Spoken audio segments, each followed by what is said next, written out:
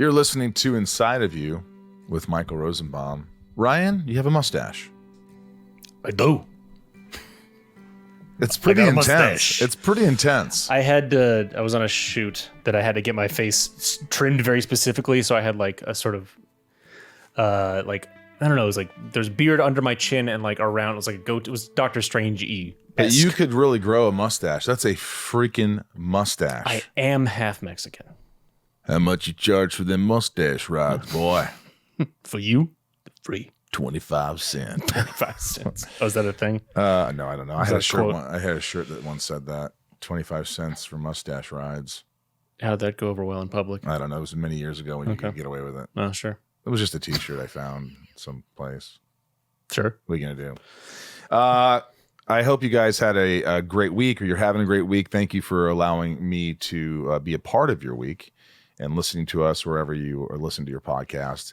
I hope that if you like today's podcast, you'll listen to us. You'll subscribe, you'll listen, you'll give us a chance, because hopefully that's what you do. There's a lot of podcasts, lots of choices, and I hope that you make us your choice for a podcast. So thank you. We've had some great guests. I love all the messages. Also want to give a shout out to all my patrons. You can support the podcast in many ways, but the most important way is Patreon, patreon.com/inside of you, patreon.com/inside of you. Join Patreon. I'll send you a message. Become one of my patrons. Support the podcast. Ryan, where can the folks follow this podcast? At Inside of You Pod on Twitter, at Inside of You Podcast on Facebook and Instagram. That is correct. Mm-hmm. Also, you can go to the Inside of You online store. You can get some great stuff: mugs, tumblers, Smallville merch, bunch of really cool like Smallville scripts, some Funko Pops, Smallville lunchbox signed by me and Welling. Lots of cool stuff.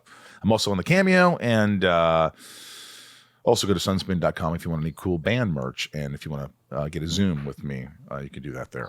We had a great guest today, Rahul Kohli. Rahul Kohli. I think I said that right. I love this guy. I love having him on. He was in this amazing show that Mike Flanagan directed called Midnightmass. He's constantly working, as he should. He was just so open and honest in this interview, and I think you guys are really going to enjoy this one. I certainly hope so, because I did. Rahul, thank you, man. Thank you for being open and cool. I hope we get to hang sometime, because I really like this guy. You got anything else up your sleeve? No, just on my face. Just on your face, man. You got the mustache. I woke up today and I chose joy. That's what happened. You chose joy. That's right. Good for you. Right? That's right. You deserve joy in your life. I am starting to agree. I don't think your girlfriend likes the mustache that much, does she? She was on the fence. Indifferent. But I chose joy for me. Good. Keep it going. Be the new Ryan. I think I will. All right. Without further ado, let's get inside of Rahul Kohli. It's my point of view. You're listening to Inside of You with Michael Rosenbaum.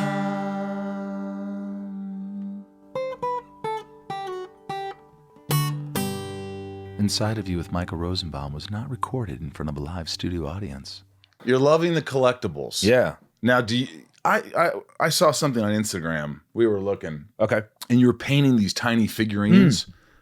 What was it? So are you a collector? I mean, I kind of, yeah, like I definitely buy statues and these hot toy figures of Star Wars and like Lego. So I've always been like that. Yeah. But and Sideshow, I guess that's from Sideshow, is it? It looks familiar. Raiders of the Lost Ark. Well, as in the company Sideshow. Oh, is that what it's called? Sideshow? Sideshow, the ones who like who sell. I was like, Sideshow? What the fuck is? But I. On top of that, I paint or make model kits, or I've got into painting miniatures, building these things called Gundams, which are like Japanese mechs. I'm always, it basically, it stemmed from my own kind of cheap therapy when I was really struggling as an actor and basically couldn't even get a line in a soap opera. It was mainly commercials and background work. How long ago was that? So, well, going from the start, when I left drama school, I went to amateur drama school for a few years. I got out at like 20, and then I didn't book iZombie, which was my first role for, what was that? That would have been, I was 28. So it was 8 years. Wow. Yeah. So in that 8 year period, I the thing is, and we're already deep diving into something political here. I would get seen for a lot because it's a small pool. The diversity worked for me in that respect, and so without very much experience or credit or coming from a reputable agency, I was still going up against Riz Ahmed, which made no sense. But when you look at the pool, it does make sense because if there's 6 of you, you're still going to get seen. Right. So I was super in the running for things that I had no right to book. So I was constantly busy and having to prep and getting these monologues or having to meet with these directors. And I flunked out of all of them. And then it would be Riz or it'd be Dev Patel. It'd be the guys that, were doing the thing. And this is pretty taxing on you? Yeah, kind of. I mean, it beats you down. Yeah. You're defeatist the minute you walk through the door. You're kind of like, Riz is going to get this. Like, and yet you always thought that. You're like, I'm not going to get this. I mean, someone else is going to get this. There were times where the problem with that is like, especially in the early days, I felt like we were interchangeable. So it didn't matter what you represent. Like it's like this, for instance. It's like Harrison Ford and Mark Hamill are both straight white actors. You wouldn't cast them in the same roles because they bring a completely different set of skills and charisma and talent to their respective roles. Right. If you were South Asian or you were from a small, diverse, you were representing a community, it didn't matter what you brought, you were being seen for it. So, because you're interchangeable. I understand. Does that make sense? Doesn't that make sense? That's kind of fucked, right? Because the main casting brief is brown. Right. So we're all in there, whether we're 6'4", 5'6", and whether you're really funny or you're really straight and dry. So you're doing everything.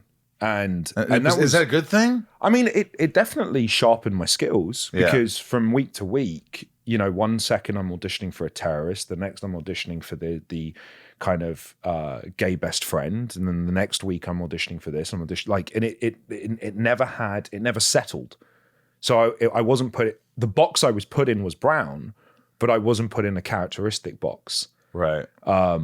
And so yeah, like there were sometimes I'd see something and I'd go, oh, okay, if I ignore their ethnicity, this stuff I can do. This is me. This is what I bring to something, I think. So there would be times where I'd feel more confident going into that than I would say I'd look at a Riz or I'd look at Dev and go, I could do that probably better off out the gate than they could. Yeah. But it didn't matter. I never got them anyway. Did you feel like it was like sometimes it's just a waste of your time?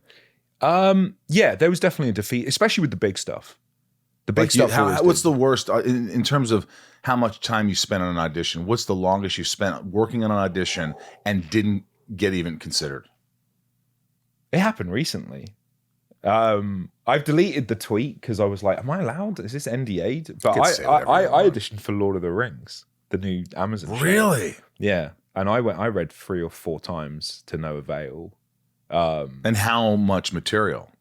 I mean, it was a monologue. So it wasn't a huge amount, but it was, I remember doing a tape in LA, doing another tape, flying into London to do it in person.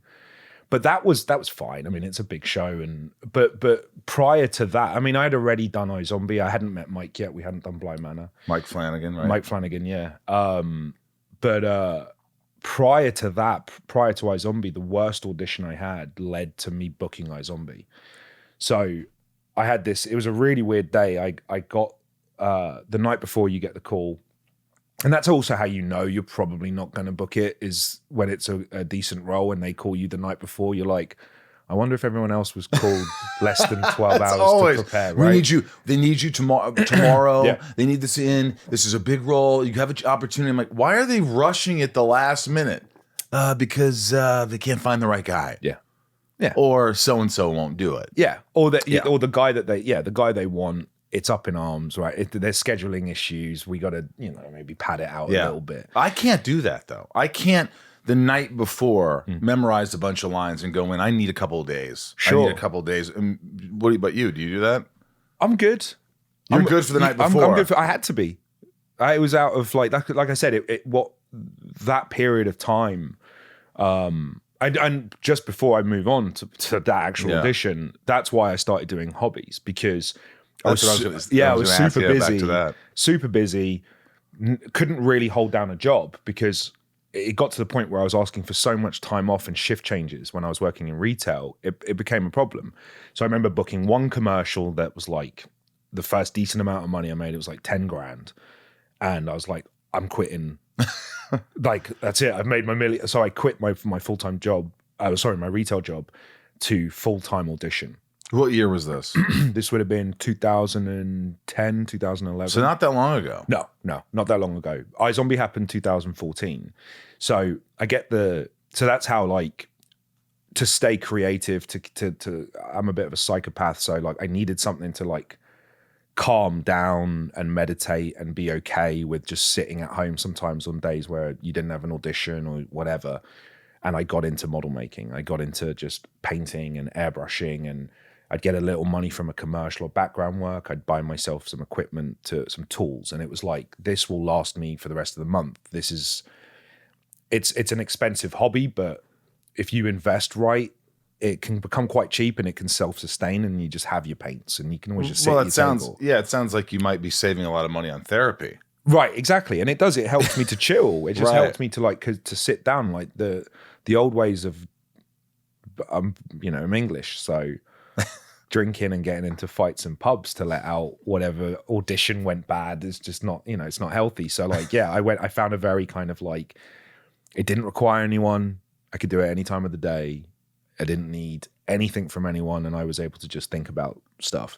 But we have art night. We haven't done it in a while, but I have an art night at my house because I'm terrible. I'm not going to criticize myself because it's not something I want to excel in or become. It's not something I'm passionate about or I want to make money off of, or it's like the be all end all. But it's something that in therapy that they recommended for me because I was always afraid of it. I'm colorblind, and I'm colorblind. Are you? Yeah. Yeah, I can't differentiate. We got to talk about red, brown, that. green. Blue, green, red, green, blue. I mean, a lot of colors just blend together. I can't differentiate them. Yeah. That's crazy. But art night, sort of, it relaxes me. Within like 5 or 10 minutes, I'm just drawing. I'm just doing the task at hand. I'm just focused on something else other than myself, other than all these superficial things.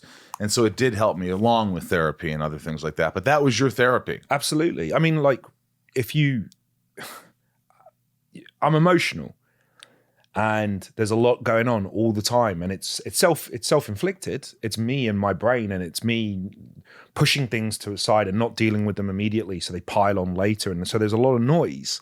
And then there's this moment when you take all of your energy and mental power, like people have recommended meditating, and you sit down and you zone out. I can't do that. The brain goes even faster. It's worse. And it spirals and snowballs. So I found, like, with the miniatures, which I now bring to set. So I bring them whenever I travel because they're small and I can take a travel. You just have them in your trailer. Yeah, or in my hotel rooms in fucking Vancouver. How long will you spend at any given time on them? It just depends. Like I can focus on one. I don't know. Say I was doing a sword, for instance, and I was like, I haven't painted it yet. I could do it for an hour and then jump in the shower and go to dinner. Or I could decide today I'm going to do a lot more and get a lot more of it done, or a few of them done. So it's easy to pick up, pause, come back, whatever. And then I find like if I fall for it every time. I sit down, I could be in any kind of pissed off state or whatever, or emotional. I start, you wet your brushes and you start. I'm not in the mood. I'm not in the fucking mood. I don't want to do it. Yeah. And then before you know it, you haven't thought about anything for the last 45 minutes, except what's in front of you. And it's this big. And you're like, oh yeah, here we go. I haven't had a cigarette. I don't need food. I haven't had anything. And I haven't thought about whatever it is that was crushing on my shoulders. So it's become my little escapism. Wow. Yeah. So the audition that came the night before was for 24, the London's edition. Like whenever Jack Bauer was in London. Right. And I got the call and it was like sides would be provided to you in the room. So I was like, they know you're going to cold read. Yeah. Yeah, they knew. And there's that was what something. was There's agreed. something. There's a relief that you get if it's like, hey, you're going to read it when you get there, like everybody else. You're not. You don't have to memorize this. because You it don't can have be to- shit. Yeah. Like Oh you- my God. You already Yeah. know there's a safety net of shitness because Yeah. they've set up the terms. So you're pretty much reading it. yeah, You're pretty reading the much. lines and trying to look up here and there. Yeah. Okay. Yeah. I get there and it's a Friday. I remember this so fucking clearly. It was really sunny in London for February or whatever it was. And I get there and I realized there's no sides and there was a fuck up. My team or the casting director didn't send the sides to my team. So my team assumed that sides would be provided to me. So the casting director was like, oh, you weren't sent the materials. No. Okay. Took responsibility that there was a fuck up and then was like, well, let me get them for you. We won't see you just now. Have a few minutes to familiarize yourself with the text. I still feel like, okay, this is special treatment. She understands that we've had a bit of an issue here or whatever. I get in the room and I start doing the read and she doesn't like my read. And it kind of spirals into a bad audition with someone's energy being impatient with me. And I wanted to be like, yo, like, step the fuck off. You know the parameters. You know what's happened. Why am I being treated like this? Yeah. So obviously the audition was a flop. I leave. And that I was the worst I felt because it was almost like it It wasn't was out of your control. yeah, it was out of my control, but I still ate shit. And it was just this moment of then getting a 45-minute train back home on my, I'm approaching my 30s. I've made no headway in this industry. And I feel shit. And I'm the butt of the joke around the community and friends and family and stuff You like that. are, or you think you are. I felt like I was. You With felt like- certain people, I definitely was. And it was like, you're like, he's 30, it's like 37-year-old still practices with his band, thinks he's going to make it. That's how it sort of felt at like 28, 29 or 28. I'm 49 and I have a band and I'm still no. You're going to make it. I promise. No, but no. Honestly, I don't ever. Again, it's a passion for me. Yeah. I don't expect to be famous from it or become rich from it. I do it because I really enjoy it. It's what you get out of it. It's what I get out of it. Absolutely. So that's why I do Yeah. that. But continue. That's But everything, like I've had worse auditions, but for some reason that day, it just hit me on this walk and I was like, I'm not doing this no more. I can't. you were going to be done with acting. I was done. How old 100%. are you at this point? 27, 28. 27, 28, and that was the. I was done. You're not really in the room. It's fake. It's like a Ponzi scheme. It's something's fake's going on. You're never really reading and you're never really in contention. You can feel it. You have to I don't know what home run I'd have to hit in order to bump out of this glass ceiling. But I've wasted so much time. I need a new avenue. And I rang my then agent and was like, I'm fucking done. And I was pacing back and forth at the train station. I was like, I'm done. The way I was just spoken to, even though it wasn't my fault, I can't keep taking this. Like, I'm done. And That's brave, even to say that Yeah. to your agent, who's like, they want you to have confidence and have passion for this. I don't think they cared because they weren't Really? like super high up. They were mainly commercial agent and they really booked a lot of commercials. So it wasn't like I was with United or someone who, they were kind of like, oh, all right. Like it wasn't like a big deal. Who's having a breakdown? Yeah, exactly. Well, and they knew I'd come back or something. I don't know. Maybe we all do it They at some always come point. back, Yeah. So they were like, well, hold that thought, take the weekend. I'm sorry that you had a bad time. In the meantime, we have just got an audition for you for a pilot for Rob Thomas. It's called iZombie. And I This was- happened at the same time. At you the were same quitting train station. acting. Yeah, 100%. And they said iZombie, and I was like, sounds shit. It sounds like Sounds shit. terrible. What does it mean? Yeah, is it a fucking app? What is this? Right. Like, and they were like, it's a comic book, it's a pilot for the CW. I was like, okay, cool, whatever. And they sent the sides, and I looked at it, and I attacked it in a way I wouldn't have attacked it that weekend. I attacked it in a point to prove way that I was capable, that I had something to offer, that I could do this. I'm not just filling in the numbers. What was it? What did you do? I don't know. I just studied in a way I never studied before. I drew lines. Like when you sketch out an audition and the character, I feel like sometimes it's in like light pencil, if that makes sense. And other times you ink it. Yeah. And you walk in and they're like, whoa. And it can work for you or against you. Right. But for some reason it was inked. It was finished. This podcast is sponsored by BetterHelp Online Therapy. Everybody knows these guys. Everybody loves them. I love them. Ryan? That's great. Yeah? Yep. It's helping you. I'm getting a lot out of it.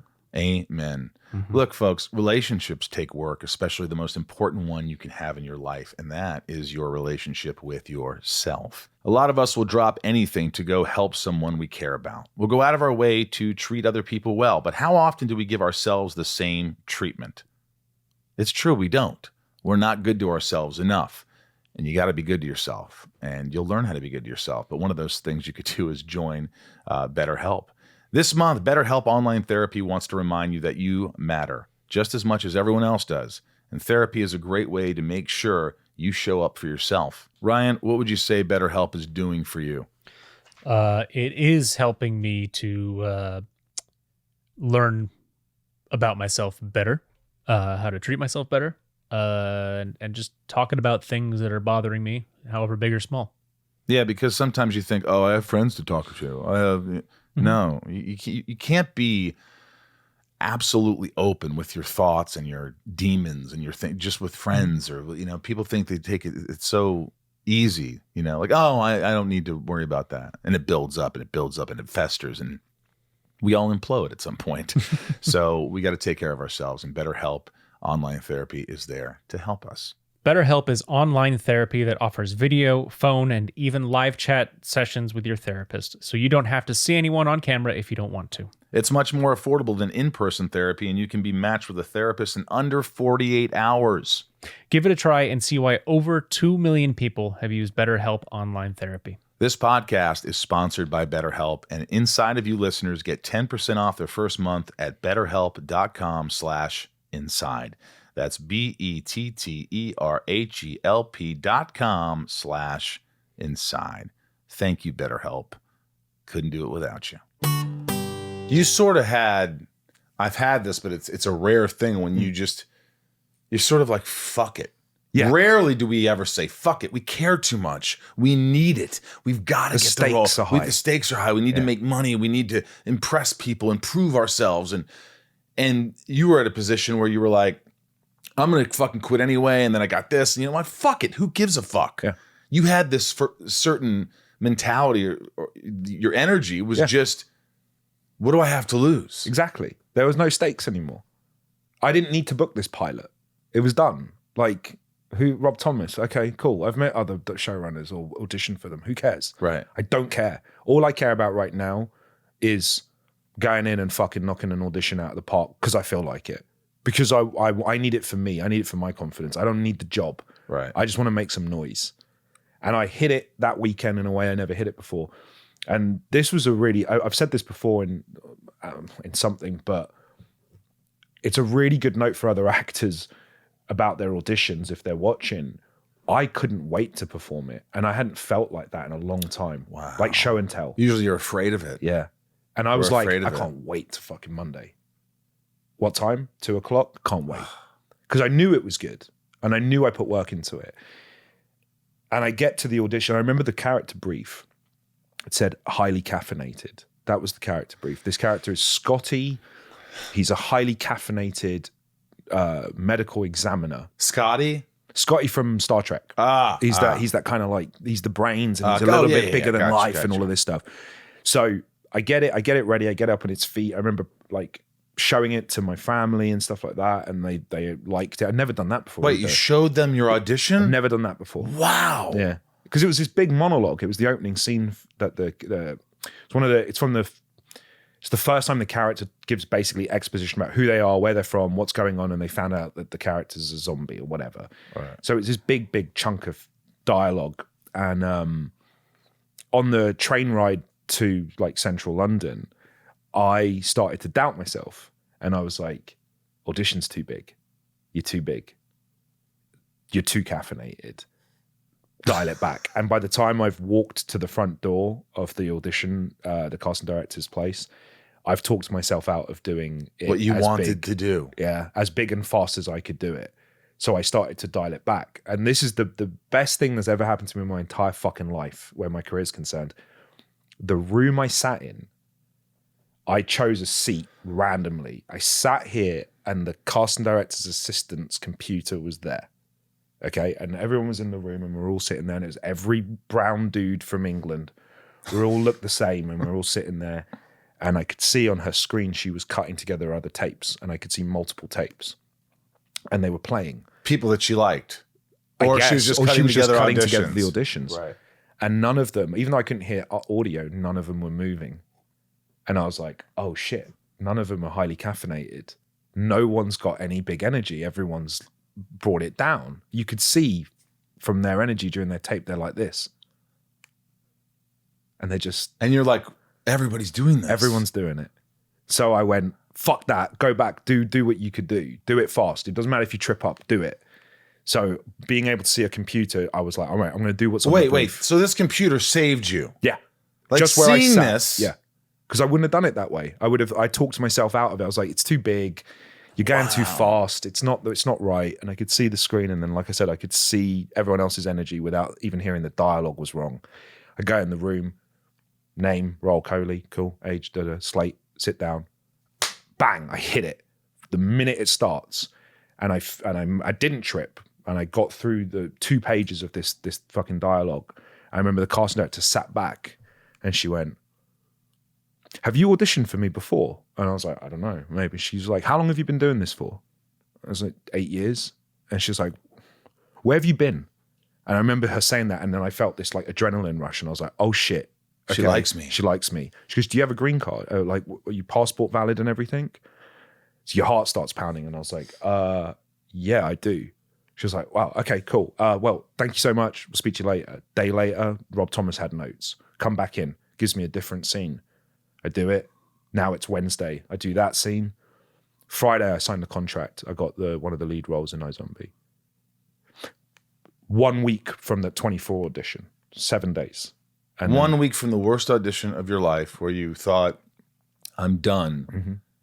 And a week later, your life has changed. More money than I'd ever signed for. It wasn't great. Obviously, it's your starting wage on a... It's better than retail, better than probably, retail, right? Absolutely. Signed for a pilot, never shot one before. I had more dialogue in scene 1 of iZombie than I had in the previous 8 years in everything I'd done, even in student films. Were you nervous about getting yeah. the role? Were you nervous about being on film and actually doing this? And like, this is your first job and look at all the work I have to do? Oh, yeah. Yeah. I went hard. They started the pilot. I was one of the last people cast because they had trouble finding the the actor. So they had already had cast dinners. So I didn't even get the ease in. You right? didn't get to meet everybody and kind of have, they were like, oh, who's this guy? Let's see what he can do. Yeah. And Rob was so impressed with the tape. I bypassed all network auditions, screen tests, chemistry, everything. Everything else that all my other castmates who were established went through, I didn't do any of them. It was that tape.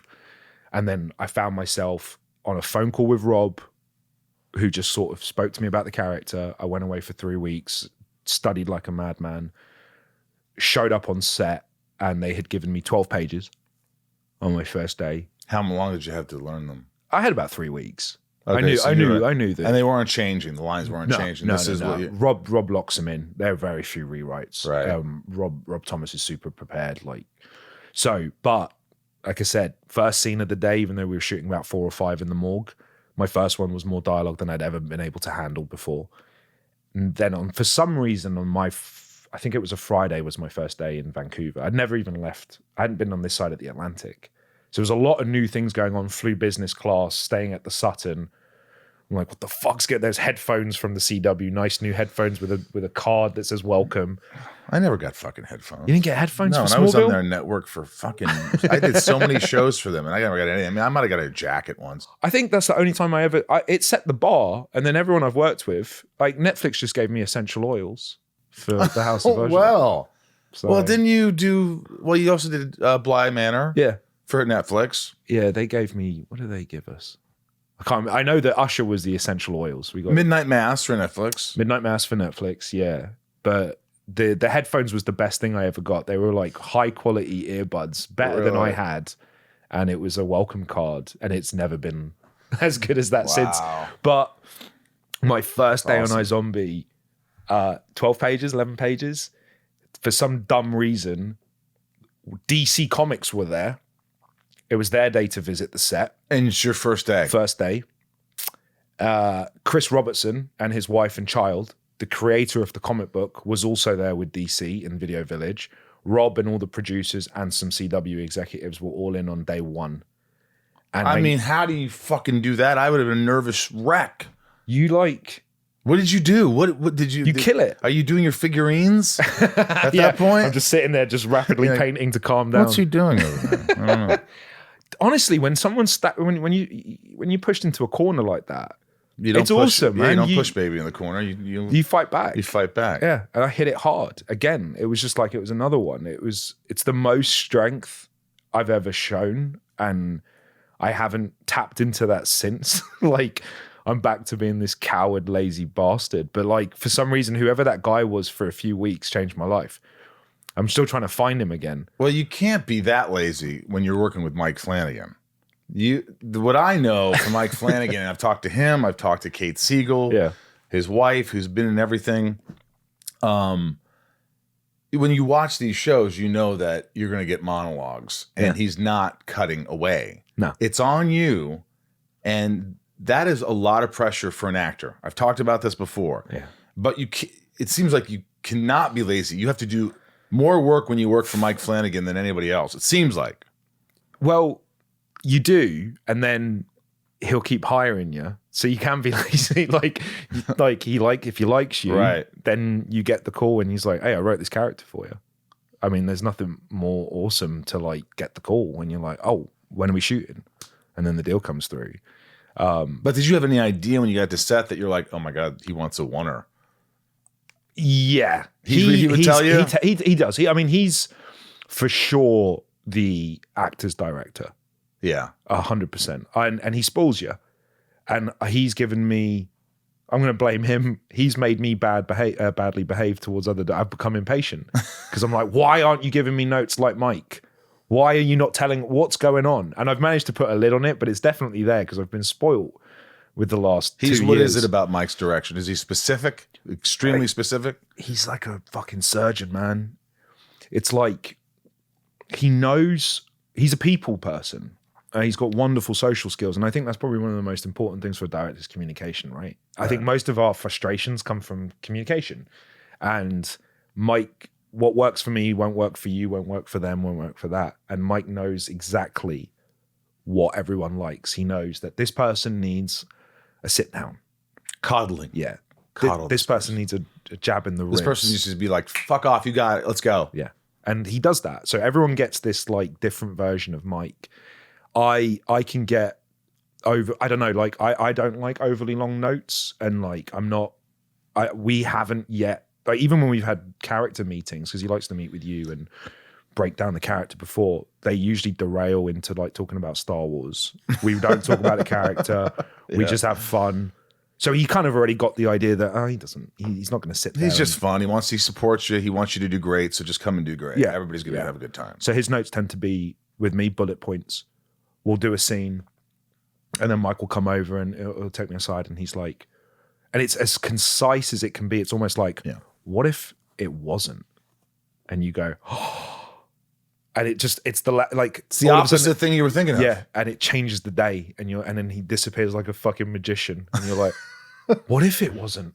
I hadn't considered it if it being the other way, and then you do it, and then it's and I love that. I love that he doesn't crowd me. He doesn't try to school me.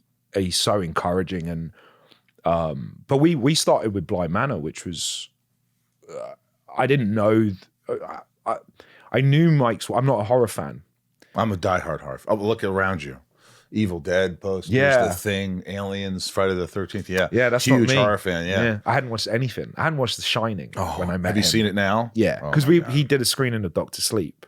Yes, so I was like, I should watch the first. Did you like The Shining? Yeah. You didn't love it? I had issues.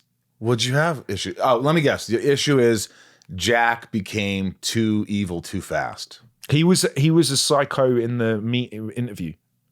Oh, he was kind of like, yeah, he was like, It starts with him and he's like, he's going to kill his fam. Like in the job interview, I'd have been like, well, the guy does look at him and go, well, Mr. Torrance, there is one more thing. There was a man, he came up here with his family. He was the caretaker. He was a good man. No one ever had a problem with him. But somewhere along the line, he had what some people get. It's called cabin fever. And he chopped his daughters up with an axe and blew his brains out with a shotgun.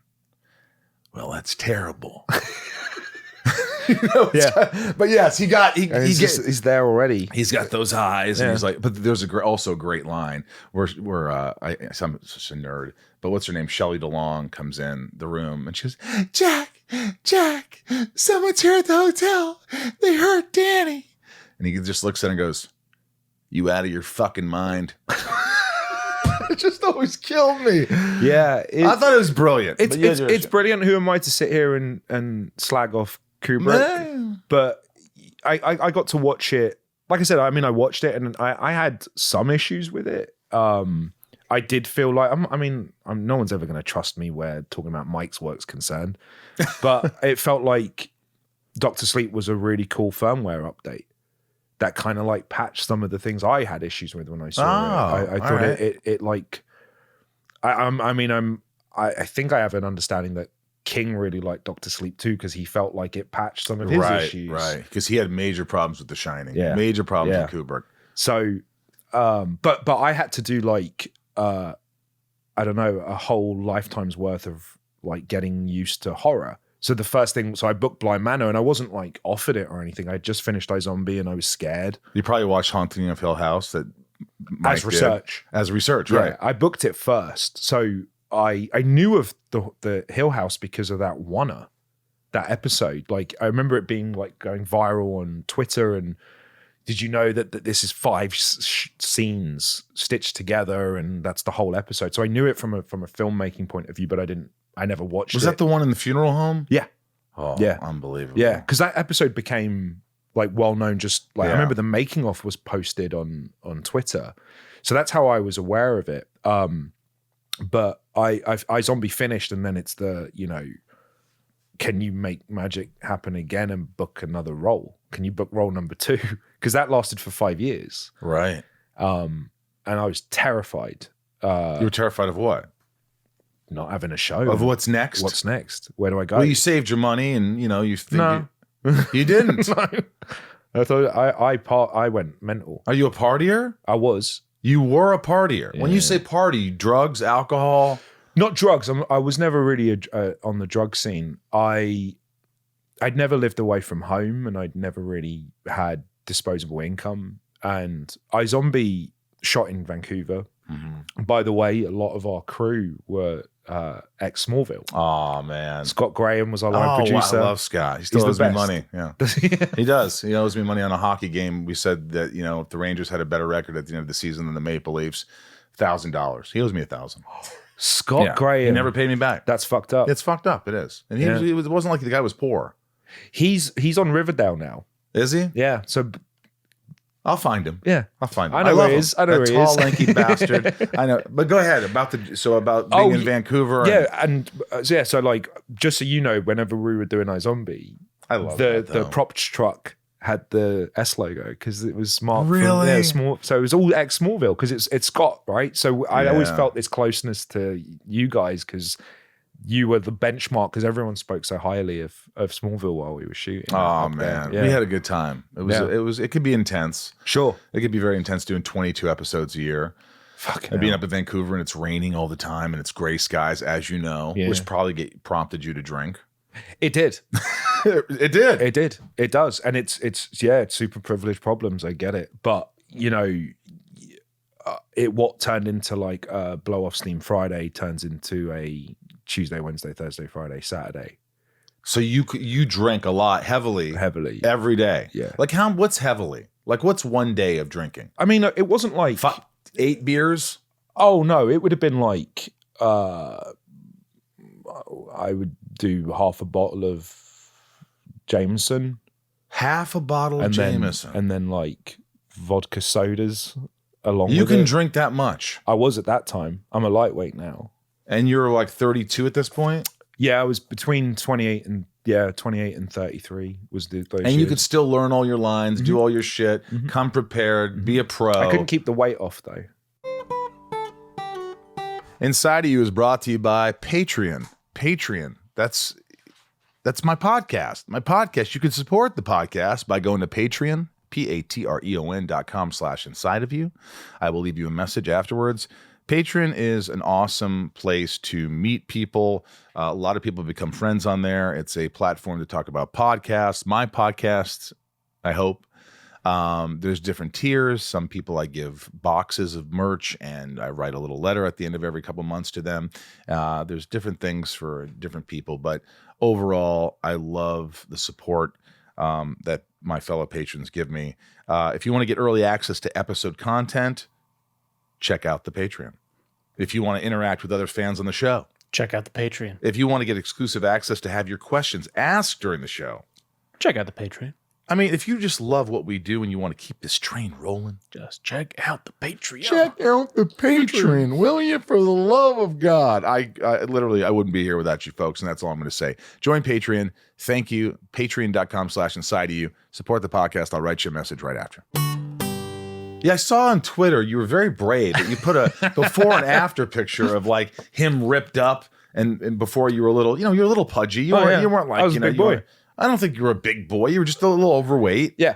A little sloppier. Yeah, And then you were like in shape. Yeah. But to show that, it's kind of like I have times where I'm like, I hope nobody sees me. But you Sure. kind of like put it out there. That's nice. It's I mean, like, I guess but some people can still misinterpret that because they're like, well, everyone thinks that they have such a misconception of what we do, how much money we make, and how much studio help you have. Mm-hmm. So I think public perception is as well. Of course, if you're on a Marvel show or you're this, they have the farm and everything's taken care of. I could get into shape. And it's like, no, I was just fat. I needed to be in shape for Mike's thing. So He asked you to be in shape for it? no, it was just a Choice. I thought it was unprofessional of me to show up on set in that shape for that character. It wasn't it wasn't that the character was ripped. For the sheriff or Bly Manor? For Usher. Oh, This is new. This is new. Yeah. The Fall of the House of Usher. Yeah. Yeah. I just wasn't in actor shape. I think there's a level of like shape I'm 36 years old. I shouldn't be showing up to set like that yet. I'm sure there'll be one day where I'll happily they'll be like, fucking hell. Yeah, that's what we need. And they're not going to say anything, but Right. that's not it's not the world that I'm in right now. And it's not what Mike's relationship with myself, he's definitely taken me under. It feels like he's taken me under his wing slightly. Well, Kate says the kids call you Rubble. Rubble, yeah. I mean, they love you, right? They're living in a Pixar movie. Their kids are straight out of a Pixar movie. They break like as soon as you see them and talk to them, you feel like She was like, he loves kids. Kids love him. Like, Yeah. Do you want to have kids? absolutely. You do? Yeah, absolutely. I feel like the job right now, any type of responsibility is tough because I'm approaching. I was about to say bad news. I'm going to get trash for this. A show that I auditioned for. There was I did a pilot recently, and it's not Mike. It was like my team were like, "Hey, you should maybe think about also collaborating with other people." And I'm like, "No." But then they had this pilot, and it was great. And here's the selling point: decent money, shoots in LA.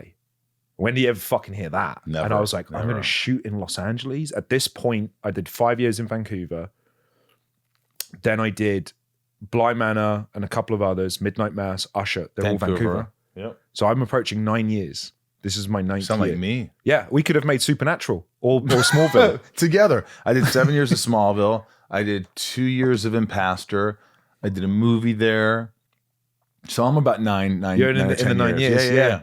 Yeah, and I kick myself because like I've never known that I was going to be there that long. Like maybe on Smallville, you guys knew you were coming back, right? Or were you Not always on really. the bubble? They always said, "Well, we don't know." But yeah, they never gave us like all of a sudden Supernatural picked up for 2 more seasons already, and this is picked up for another. Right? Yeah. They never did that with us. Oh, so you're the same? Yeah, we're the same. We were the bubble. We found out the night before the upfronts. I fucking every hate year. that. It's so disrespectful. Dude. And Just it's- fucking come on. Like you've moved. you've packed, Yeah. you've left, you've come back to your place, and They you're want going. they want to put you in your place. They want you to know that You think that's what they're it is? powerful and you're not, and they'll tell you when you're working, and don't ask for more Yeah. money. You're lucky to be that we're getting picked up, and I don't know. I feel like that sometimes. It probably is. It. You look back at it, and people go to you, "Oh man, you should have bought a property when you're out there." Why? Why would I have bought a fucking property on a show called iZombie that had a 0.2 in the Nielsen ratings and was a bubble show that had 1 billboard in 5 years on Sunset, and that was the marketing budget? Why would I have ever considered this has got legs? This is gonna fucking go. I'm gonna buy a property. Yeah. Of course I pissed it away and I didn't care, and I was like living to. Every year was a goodbye. Every year we said goodbye to the crew. We said goodbye to each other. And then May, the upfronts, you would hear, apparently, they gave Rob a call and said, we might be coming back. And then so you're always rebooking that show and then moving back out. So it's a fucking upheaval. You live in a different apartment every time Yeah.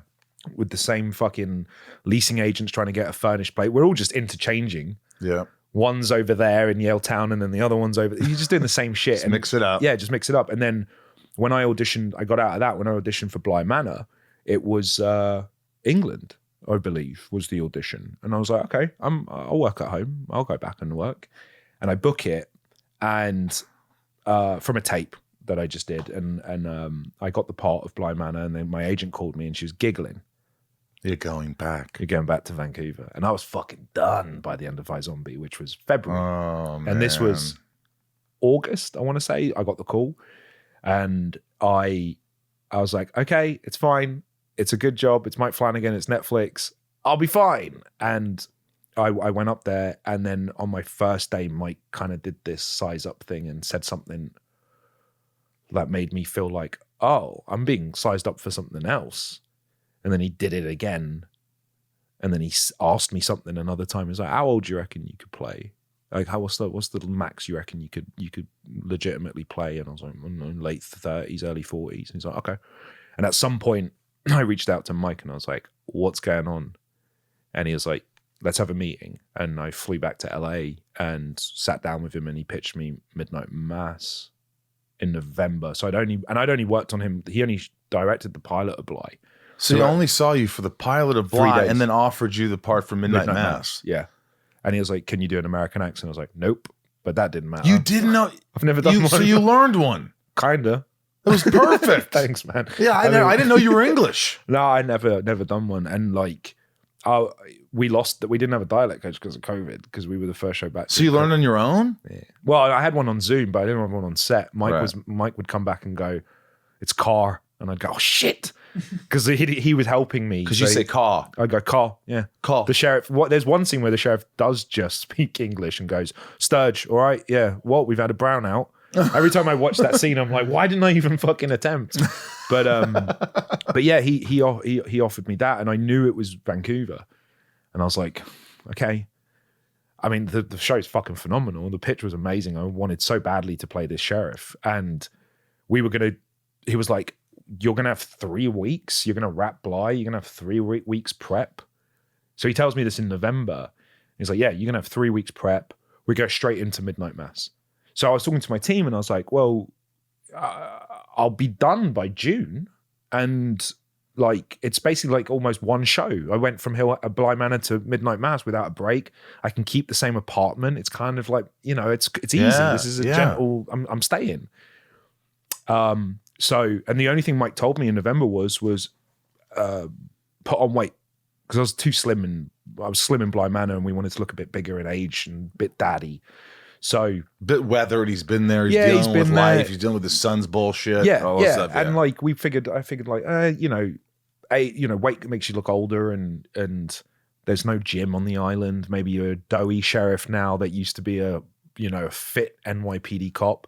So basically it was fat Jason Momoa. I remember the first conversation we had was like long hair, I had the scar, beard. We were going for an earthy look. So from You do look older in it. yeah. I mean, a lot older. It's crazy. Yeah. Because you have some grays. Yeah, they put them in. Some grays in, yeah. But what happened was I put on 30 pounds for mass of fat. Wow. So literally midnight mass. Midnight mass. Oh yeah. And I did it the bad way. Because again, this isn't Marvel. I was eating McFlurries. I was eating donuts. I remember Not healthy. No. So I got really bad health issues. So what happened was I get fat in Blind Manor. You can half see it. If you start watching the back end, I'm like, the apron's like, it's fucking tight. And I'm doing because I've got 3 weeks, man. 3 weeks to get this guy up on its feet. And we get it up on its feet. I'm now 30 pounds heavier. And then we have a table read of all fucking 7 episodes of Midnight Mass. All I've 7? never done that. Yeah. In one day? Never done that That's before. exhausting. Yeah. Oh my God. That's like 7 hours. Check the date, March 11th, 2020. So we hear rumors about this COVID thing's fucking weird, isn't it? It's a bit more serious than we thought. We've all flown in from different places. We're sitting in this tiny room in an office, 17 of us or whatever, just like, all right, are we doing the next scene? And like, that's the room. And we're like, this is fucking weird. And on the day after, I got a call from Trevor Macy, who's our producer, and he was like, go home. We're taking a 2-week break because of this COVID lockdown. We're all on flights within an hour or two back to LA. And then we didn't shoot Mass until August, July. And in that time, Wow. So what turned into 2 weeks turned into like 5 months. But now you have to keep on that weight. That's exactly what happened. And I was waking up in the middle of the night vomiting stomach acid. Swear to God, it was Like reflux or whatever? Yeah. I'd like, because I was still trying to keep it on and I couldn't. It wasn't my frame. I remember I'd go to sleep and just be like, and it would be like down me. It'd be in the bed. And like, I spoke to Mike and I was like, I can't do this. And I remember I had a conversation with Kate and also my best friend who was a consultant on Midnight Mass, who was our Islamic consultant. And being brown and like, she was like, Kate's been amazing for me, but she was like, you're a leading man. Why are you making it hard for them to see that? She was like, be the best version of yourself on camera. Make the sheriff hot, lose the weight, do whatever. And I was like, they're right. And even my best friend, who I said was the consultant, he was like, man, I want to see the hot Muslim. Why can't we have why can't you be the guy? Be the guy. Don't be fat Jason Momoa. Be the guy. So I sent Mike a picture of Joel from The Last of Us, the video game. And I was like, what do you think of this instead? This was around June-ish, like a couple months before we started filming. And he was like, I love it. Do that. So I had to lose it all for no reason. So I lost it all. Got as and fit your as health I could. got better. Yeah, I still get acid reflux even now. Really? Yeah, that's never gone. So even now I'm like, I get it when I have like cheeseburgers before I go to bed. yeah, it can't be late. It can't be late. Yeah, That's I broke the that. thing. You got hours earlier. Stop it. Yeah. You never had that, Pepto-Bismol. Ryan? Really? You don't want that. I now get nervous if it's a late night snack. I'm like, I don't want to have this at night. I don't want to almost die. no. How did you quit the drinking, or how did you slow down? How did you stop doing 5 days a week? iZombie stopped. iZombie, you stopped it for the work. No, as soon as the show was over, it stopped.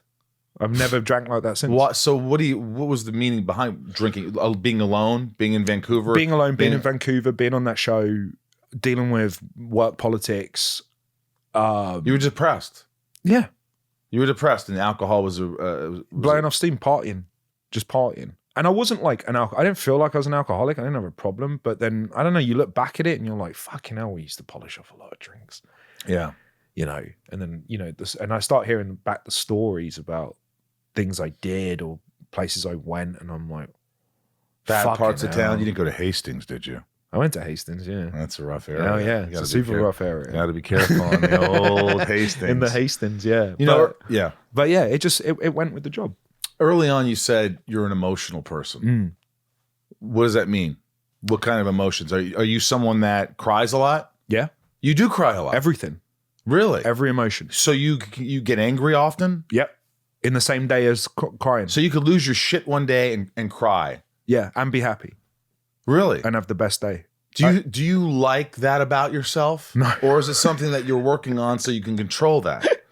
I don't like it. You're like, I don't know, because like does it work for you? Is it?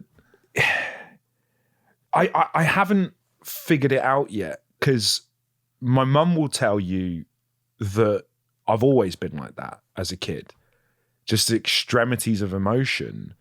And then I did need therapy after iZombie, and I tried therapy for the first time, and it felt cliched.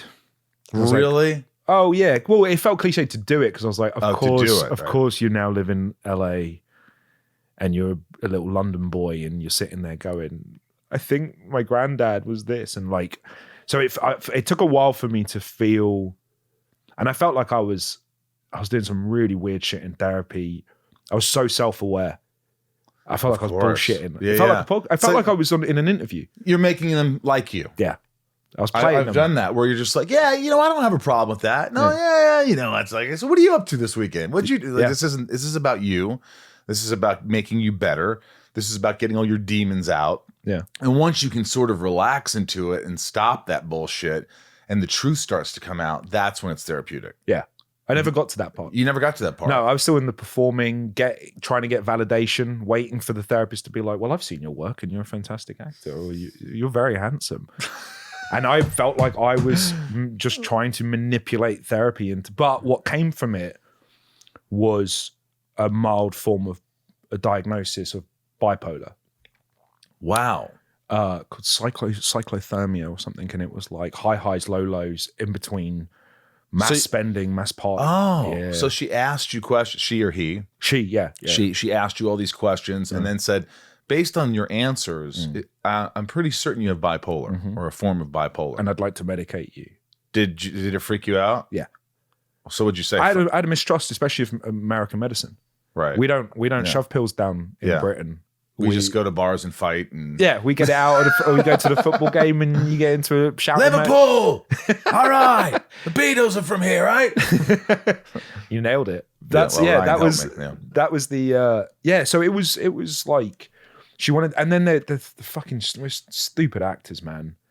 You hear that and you're like, but what if that's my juice? Right? What if that's what makes you makes me, and I go on set and I can hit a 10 like no one else can hit a 10 in emotion? What if it's my disease? Like, I think the key is, as long as your lows aren't so low where it becomes dangerous for you. Right. And that's why you have to have sort of a mid-level, some kind of homeostasis. For sure. Yeah. Right? Yeah. Otherwise, it's like, because the highs can be wonderful, right? And the lows can just be like dismal. You're like, I don't want to be here. Absolutely. So what do you do? I don't feel like the lows ever got there to a certain degree.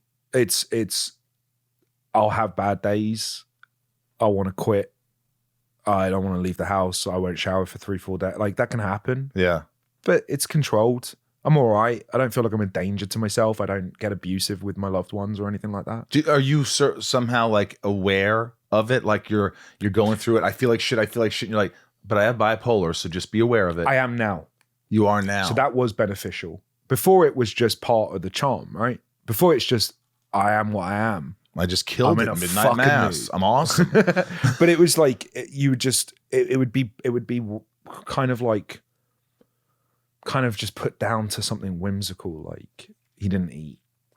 I mean, he's a Scorpio, or he's, whatever. He's being sassy because someone said something to him on Twitter. But then when I got that kind of like early that diagnosis, it does now. I'm more open about it with people, so I'll be like, I'm having a downward one. I'm cool. And it's worked. So I'm in control. I never took medicine or anything. So really, yeah. So I feel fine. Will you work out a lot? It depends for the job, for the role. For the role, yeah. But don't you think that, like, does it help you? Because I've talked about this with other people. But working out helps the mind. It helps the body. It helps all that. So you're less depressed. Or with someone with bipolar, it doesn't really affect that. I don't feel like it. I that would be a question for other people. I think I've been in a better place since I've been training. I'm definitely worse. I don't know if it's a cure, but there's worse than working out. Like like I think there's a mood change and a bit more pep. Yeah. And less bad days with the gym, but it's not like night and day. It's not like I'll have a bad day and I go, you know what I need to do some flies. Right. And then I'll be great. It doesn't work like that. But consistent training and looking after your health, of course, I feel a better version of myself and a better worker. But the news I got was that show, which is so after Midnightmass and then Usher, Vancouver. By the way, what's the fall of Usher about? It's a Edgar Allan Poe. Right? Yeah, it's Mike is. I don't remember what it was about though. I It's think it was the fall of an usher. it was about a guy who visits an usher, and the usher is got a sister. I look really bad. I'm in the midst of filming, and my research looks terrible. No. It doesn't matter as long as you know your part. Who cares? Yeah, exactly. Seriously. But yeah, I mean, it's Mike's done it with Shirley Jackson with The Hill House, and he did it with Henry James with Turn of the Screw. He's doing his adaptation of Edgar Allan Poe and The Fall of the House of Usher. Wow. And it's great. I mean, we knew he does this thing where just as you're getting ready to do one job, Mike tells you about the one that's around the corner that he's thinking of you, like for. Really? Yeah. So I remember Midnightmass. Once we were kind of up and filming, he was like, There's this role Yeah. in Fall of House of Usher. and he drops that seed in your. Do you love when he does that? It's like a little gift, isn't it? Absolutely. What He a gift. He did it on the meeting for Russia. He dropped another one, and I was like, "Really?" And then Wait, we don't there's talk about another one after this, maybe? it. Yeah, and that's what You can't tell what that is, though. Sure, but yeah, he always. I feel like he's done that consistently with me, which is like, hey, welcome. So how you feeling? How you feeling about the character? Cool. By the way, here's this other thing for you to think about, and you're like, what? But yeah, so Usher's up in Vancouver, so I flew in. But as I got to the airport, LAX on Thursday, they rang to say, congrats, show's been picked up. This pilot. The only difference is, it's not shooting in LA anymore. We're moving production to Vancouver, and I spiraled.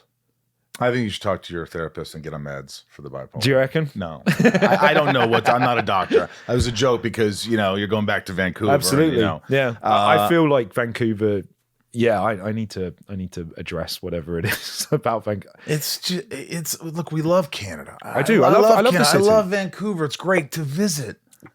And I would say maybe to live, but like it's so gray all the time and rains. It's one of the most beautiful cities in the world. You Absolutely. have to go to Vancouver. Yeah. For a month. Yeah. But if you want to move there, right, here's the key. Know that you want to move there. Know that this is what you can expect. Yeah, this is what you're expecting, right? I've somehow moved there for a decade against my will. That's the issue. And I think it could have been any city. It could have been Atlanta. It could have been anywhere in the world. But it's just the fact that it's like a running gag now. And it's like, it's Vancouver. So I wrap Usher, I'll leave and pack, come home, stay in LA for a month or two, and then I'm back up for their autumn winter. Yeah. Hollywood Problems, great. You know what? You're getting roles Exactly. that every actor would want. It's true. Like if I was going up there to shoot some shitty series, I'd be fucking miserable. Yeah. That's just me. Yeah. I don't care. People say, well, you're working. I don't care. If it's not good, I don't want to do it. Do you want to do work that's not good? I don't. That's just me. That doesn't mean everybody. Some people like to work on shitty shows. They're all for it. I'd rather not do that. Same. Making a point. Right. Okay. Hold on. But is it any worse than England though? No, that's kind of similar. It's the same. Identical. On the weather app, day by day, they just vary a degree or two, and it's the same. So it's where you're from. It's where I'm from, which makes me more angry. Because LA, at least the weather's always nice. oh God. It is beautiful. And I don't want to be that person, but like, you can't help when you get out of LAX and it's behind you and the shit show's done, and you finally your cab or whatever pulls up outside, and you step out and you hit palm trees Yeah. and blue skies Yeah. and smog. and smog. Even the smog. Even And the you're just smog, like, I'll take it. Yeah. The air quality is 20% today. I'm like, I don't give a fuck. Nah, sun's out. Yeah. And I'm in it Los does. It Angeles. changes my attitude. And there's when we did the pilot, I remember freaking out and saying things that, again, very privileged problems, but like little things that other people probably don't consider. And I was like, I woke up in my own bed, got changed out of my wardrobe, made a coffee on my coffee machine, got into my car and drove to set. Do you know how fucking precious that is? Like, all I did was wake up in my own space. That was it. Means a lot. It means it's crazy. It's a big deal. Yeah. As opposed to what I'm doing on Usher right now, which is waking up in the Sutton. That's depressing. You should have rented somewhere. Yeah, I should have. That's the 1 year I didn't, but I'm okay with it. But because it's not as long a commitment. But like being in a hotel room and FaceTime, you know what I mean. You're never comfortable in your own skin. No. You know, you're living out of a Constantly suitcase. ordering food, room service. Yeah. The same shit, the chicken noodle soup and the grilled cheese sandwich. They still do the chicken noodle soup. They still do that? Oh, yeah. I mean, I like them. They were always very kind. It's funny because there was a kid that picked on me back in school. So that was my my name. What's it called? My alias name that I used. Was when I went chicken to noodle hotels. soup? No, not chicken. Oh. No, it wasn't chicken noodle, but it was called, my name was whatever. And let's say for all shits and giggles, it was Toggles. My name was Toggles. The guy that picked on me was Toggles, or Toggly. John Toggly was his name. I'm getting to a point. And my brother was with me at the hotel, and as I walked in the hotel, the guy, the manager, looked at me and goes, "Good morning, Mr. Toggly." And he started laughing because he knew it was the name of the guy that kid picked from on school, me yeah. in school. So he loved that. It's like, "Good morning, Mr. Toggly." And I forgot I told him that, and it was just like, but it was a funny moment. All right. It's, by the way, I'm saying it right. It's Rahul Kohli. Yeah. It's not Rahul Kohli, yeah. Rahul, but you say it fast. I do, yeah. But Rahul, was it Rahul? No, there's an H. Rahul. See, I was right. There you go. Rahul Kohli. Yeah. Kohli, Rahul Kohli. Mm-hmm. Rahul Kohli. Yeah. This is called Shit Talking with Rahul Kohli. Yeah. These are my patrons. This is a thing called Patron, and my patrons give back to the podcast. Yeah. And they really support it, and they're awesome. And some of them get to ask questions. Go to patreon.com/inside of you. Right? That's what it is. All right, here we go. Rapid fire. Oh, wow. Okay. Yeah. Leanne asks, what is your all-time favorite horror movie? Well, being that he doesn't watch horror movies, but you got to have one. 28 Days Later. Does that count? Sure. Yeah, I like that one. Yeah. It was fantastic. 28 Days Later, and then there was 28 Weeks Later. Mm-hmm. Did you like that one? It was all right. It was all right. Yeah. Lisa H., my question is, what does he really think about the ending of iZombie? I thought it seemed rushed and could have been done differently. Thoughts? Yeah, I thought it sucked. Did you? Yeah, I did. You I was didn't like super it? disappointed. I didn't like we jumped 10 years and do I will show, we just did a wrap up exposition scene in a VR room. It made no fucking sense. Were people just pissed? I don't know. I never really cared enough to look how other people felt. I know that we were sitting there like, is this how it ends? Is this what we're doing? Is this it? I mean, you still do your job. Do your job. Michelle K., how do you decide which projects to go after? What attracts you to certain ones? Character. Character. Not even story, character. By the way, how important was it, the 9/11 monologue you had in Midnight Mass? How important was that? It was a real, Mike wrote it from an article. From a real person? Yeah, it was someone else's story. It was a police officer spoke about working for the NYPD post 9/11. So one of the first things that Mike had sent to me along with the scripts was read this article. And it was, these are real things that happened and the suspicion and, oh shit, maybe their plan was to infiltrate us. And then they flipped and it was a super important jumping off point. Was it hard to do that monologue? Yeah, it was. That was one of the toughest days I've ever worked in my entire life. Was that a couple pages of monologue? It was originally five or six pages. It was American accent. Again, never done one before. Didn't have a dialect coach on set. It was the day Blind Manor launched. And I was told, one slow pushing. So I knew we weren't going to break it up and cut into it. So I knew that if I fucked up pronunciations of one word, it's staying because we're doing it. And Mike has a 0 ADR rule on set. How many takes? 3, I think. How many pages? 5 originally. I think it was longer. I think it got cut down a bit. There's a good chunk missing. But did they give you ample time when it's cut down? Oh yeah. So you had a couple of weeks to work I had that. All the scripts from Mike done and given to you months before you start production. Leah S. Loved you in Blind Manor and Midnight Mass. Any stories you could tell us about working with Mark Hamill in Fall of the House of Usher? It just happened. I know you can't do it, can you? Yeah. I mean, I became an actor because of Star Wars. You became an actor because of Star Wars? That's it. I was Did you tell him that? Yeah. What did he say? He said... I've heard that before. He said that I'm glad... I haven't shared this with anyone. We had my first day was with Mark.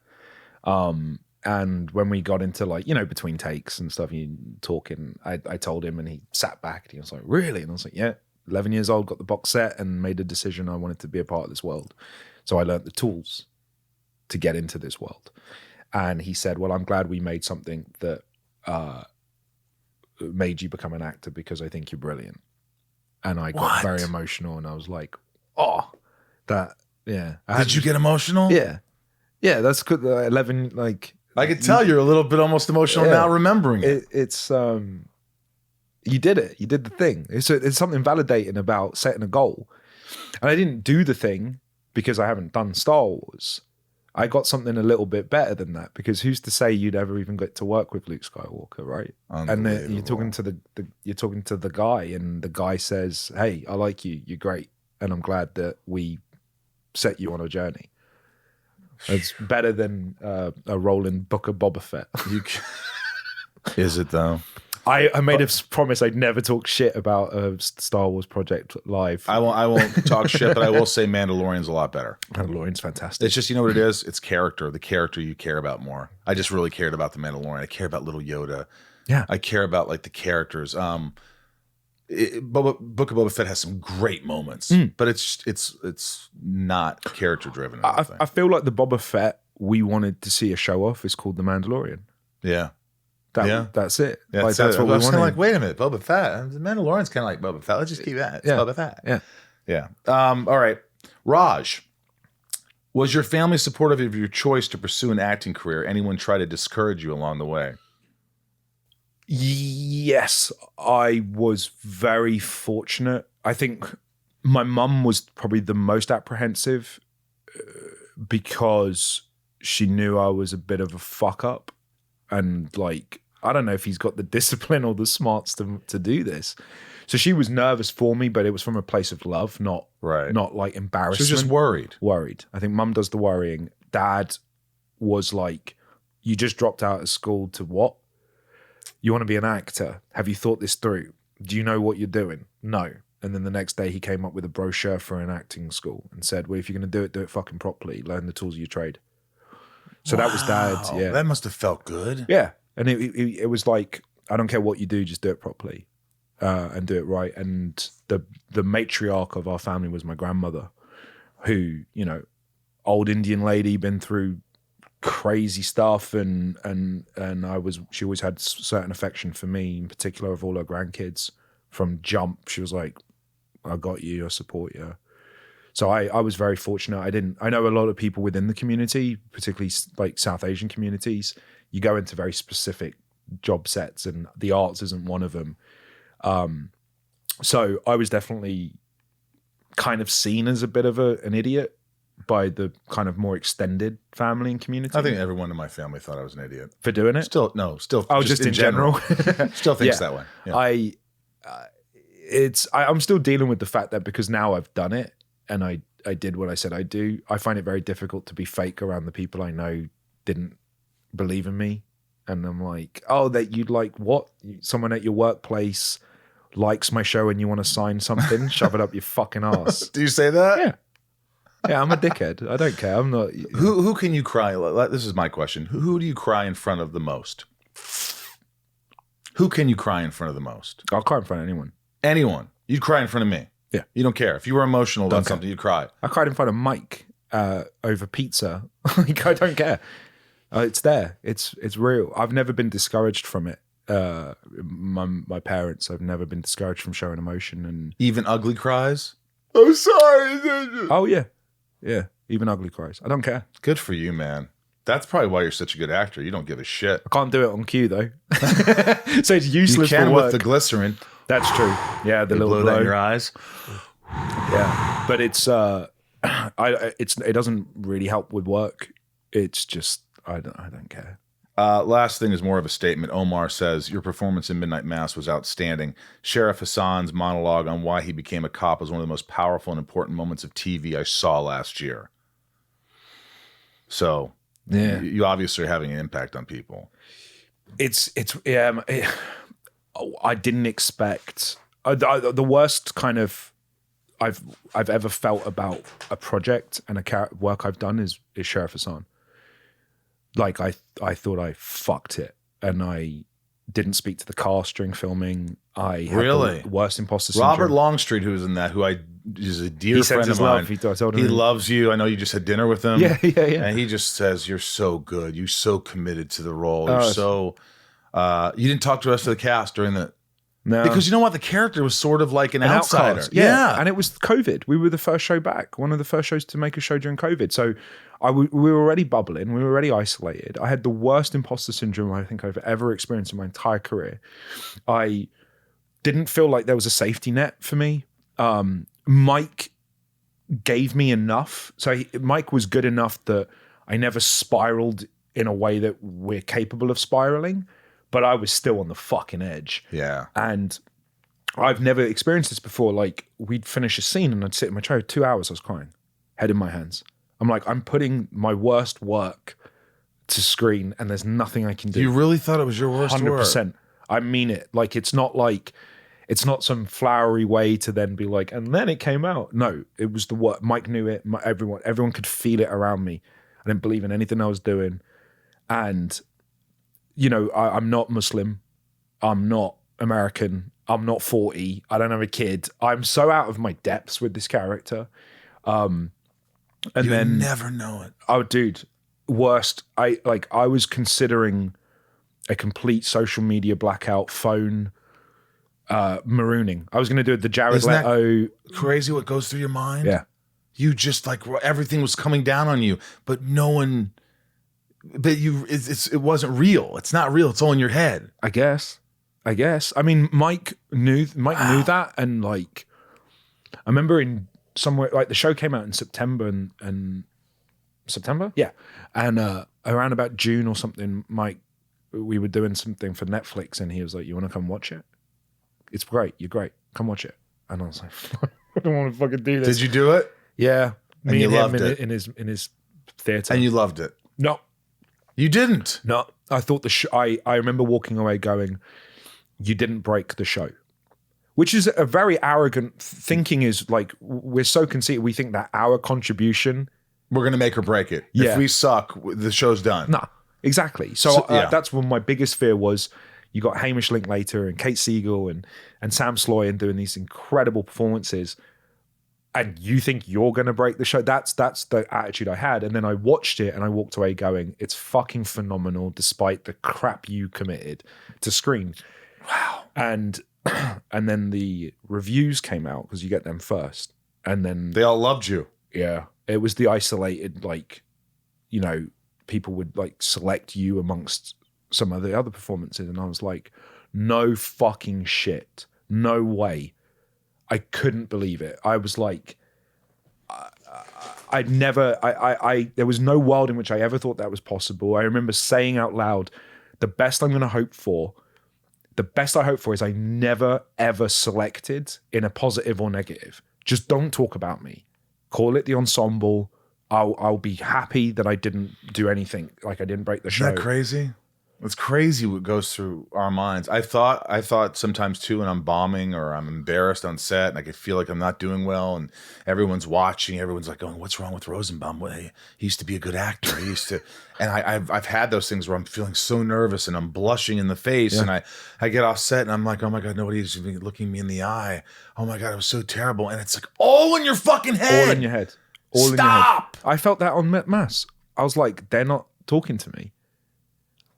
Everyone else is celebrating all the stuff, and with me, they're like, "Hey, how you doing?" And I was like, "I don't have the respect of my cast. I'm bombing, and everyone can see it. I'm fucking bombing. Unbelievable. And the accent's terrible, and then it would make the accent more terrible because I wouldn't commit certain days if I was really insecure. You need to be free with things like that." Did he say something like, I'm hearing the accent again? Yeah, I'm hearing the accent again. Oh yeah, Mike was fantastic. I mean, Mike's a very gifted impersonator. Right. He's incredible. Like, he can do accents from around the world. Mike's amazing, and he's a pretty fucking good actor too. So he'd come over and be like, you said dolphin wrong. You put an F in it, and I'd go, "Oh shit, Dolphin." Yeah, dolphin. And he's like, "Dolphin." It's just dolphin. Exactly. So he'd do that, and that would help. But now, dude, the thing is like, what I didn't expect to happen was how the Islamic community Embraced responded. you. Yeah. How about that? That was the one. And I was like, oh, fuck the performance. I don't care. Fuck it if Americans thought I was American or didn't think I was American or whatever. I don't care.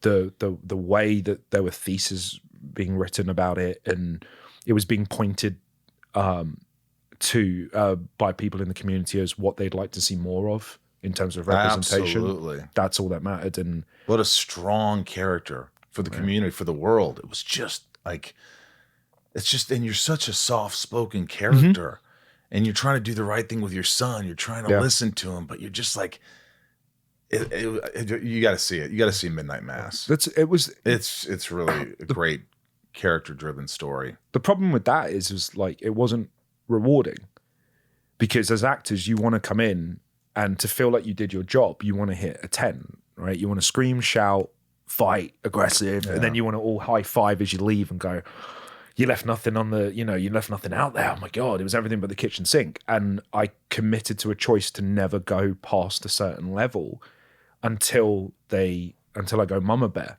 and they attack my cub. And that was the choice I committed. And we didn't do that scene until the last week of filming. So I spent 6 months feeling like an imposter and always dealing with scenes where I just go,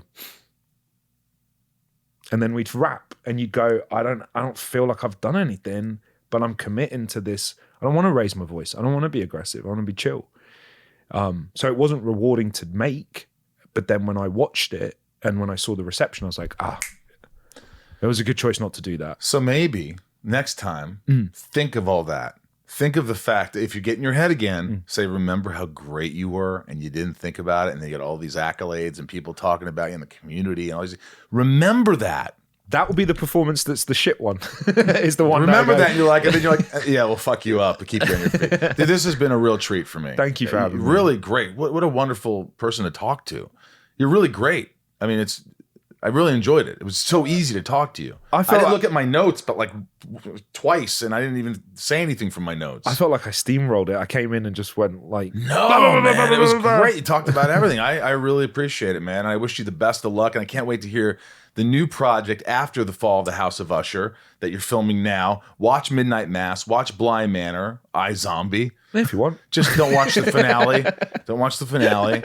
But you're doing so much great work, and I know there's so much great work to what's the word I'm looking for? To be done. To be done.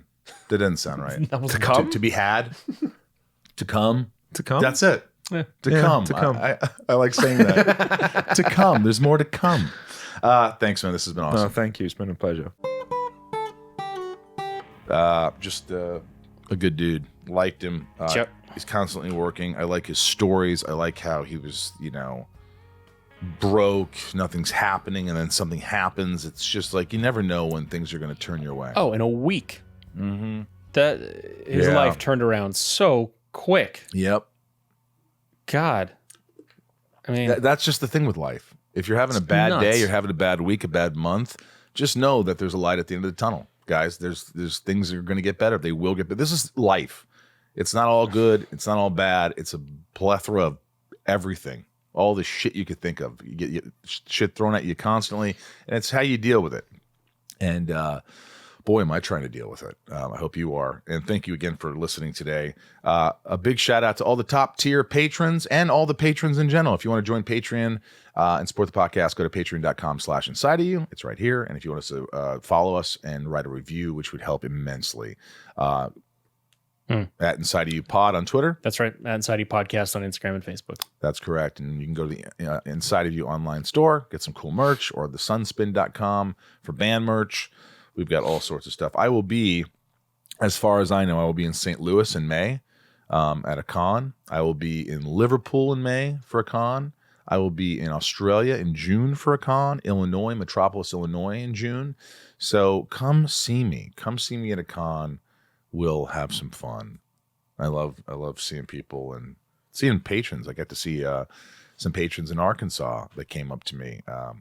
Kathy Jo Burks was there. She's a patron. She came up to me. She was like, "Hey, it's Burks." I'm like, "Oh my gosh." And then there was David Hoffman. I was like, "Oh my gosh, David Hoffman's here." It was cool, man. It's cool. So thank you, patrons. And the top tier patrons get to a shout out. They get a shout out at the end of every episode. And so without further ado, I will read them to you. And thank you for supporting the podcast. Please continue to do so. Here are the top tiers: Nancy D, Leah S, Sarah V, Little Lisa, Yukiko, Jill E, Brian H, Nico P, Robert B, Jason W, Kristen K, Amelia O, Allison L, Raj C, Joshua D, CJP, Jennifer N, Stacy L, Jen Z. No. Fuck. C. Jen. Isn't it C? S? Jen N. Jen S. Jamal F, Janelle B, Kimberly E, Mike E, L, Dan Supremo. 99 more, Ramira, Santiago M, Chad W, Leanne P, Janine R, Maya P, Maddie S, Belinda N, Chris H, Dave H, Spider-Man Chase, Sheila G, Brad D, Ray H, Tabitha T, Tom N, Liliana A, Talia M, Betsy D, Chad L, Rochelle, Marion, Meg K, Trav L, Dan N, Dan N, by Dannon. That's the Menon. yogurt. I think that's Menon. Oh. Dannon was a yogurt. Yeah. Yeah, Still is. Good call. I like Dannon. Big Stevie W, Angel M, Rhiannon C, Corey K, Super Sam, Dev Nexon, Michelle A, Jeremy C, Andy T, Cody R, Gavinator, David C, John B, Brandy D, Vor. Camellia S, The C. Joey M, Willie F, Adelaide N, Omar I, Lena N, Design OTG, Eugene N, What? Eugene and Leah. Oh. Remember? No, I did not. Sorry. Obviously. Chris P, Nikki G, Carrie, or Corey, Patricia, Heather L, Jake B, James B, Bobbit, Ed A, Abol F, Joshua B, Tony G, Sean R, Megan T, Mel S, Orlando C, John B, Caroline R, Darren B, Rob E, Paul C, Christine S, Sarah S, Eric H, and Spring. You guys don't know how much it means to me that you listen to the podcast and you support me and you support Ryan and you support Bryce, who's the producer, and you support Jason, our amazing editor, and Westwood One and Cumulus. Thank you guys for supporting the podcast. Again, there's so many podcasts out there, and you guys commit to it every week. And again, thank you. I hope I could do this for a while longer. We'll see what happens. If people keep listening, then maybe I'll keep doing it. But that's all I could say. Ryan, got anything else? That is all you could say. You literally stopped. That's all I could say. I my God, he's out. stopped on the dime. He's I'm out of words. breath. I'm out of words. Jesus. I don't know what to do with myself. Just keep doing it. By the way, I hope after this, the Oscars will already be over, but I hope that Coda won. Dude, I watched it last weekend. Awesome. Cried for 45 minutes I straight. cried too. Like It's there's like such a one beautiful- scene it starts and then just like boom, boom, Yeah, boom, boom, watch boom. Coda. If you're gonna watch anything, watch Coda, CODA. And I give my opinion sometimes. You're gonna thank me for this. From Michael Rosenbaum here in the Hollywood Hills of California, From right there's with his mustache. here. Tell us what you think of Ryan's mustache. I'd like to know what you think. And I always see comments about Ryan too. I love Ryan, and so they love you, Ryan. I appreciate it. They do. I'm happy to be here. Yeah, I'm happy you're here. Yeah. A little wave to the camera. Thank you, guys. Thank you for making me your choice in podcasts. And until next time, be good to yourself. Be good to yourself, and you'll get through whatever you're going through. All my love. Thank you for allowing me to be inside of you today.